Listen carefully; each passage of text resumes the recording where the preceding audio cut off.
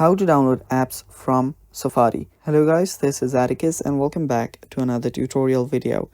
In today's video, I'll teach you guys how you can install apps from Safari in iPhone. So without any further ado, let's dive right into it. So the first thing that we'll need to do is head over to our settings. After you are on your settings, scroll down till you find screen time.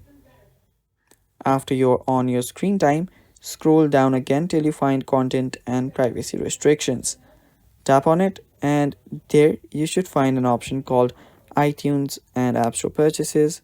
Head over there and just make sure that installing apps is allowed. Now you can just toggle other features here as well. And after you've done that, we can head back. Now open up your Safari. After you open up your Safari, simply search for any app that you want to download. Now, there is a catch here. No matter where you find the app in Safari, it will ultimately redirect you to your app store. So after you find an option in, Safari, simply tap on the install option and there you go. You have just get redirected to your app store.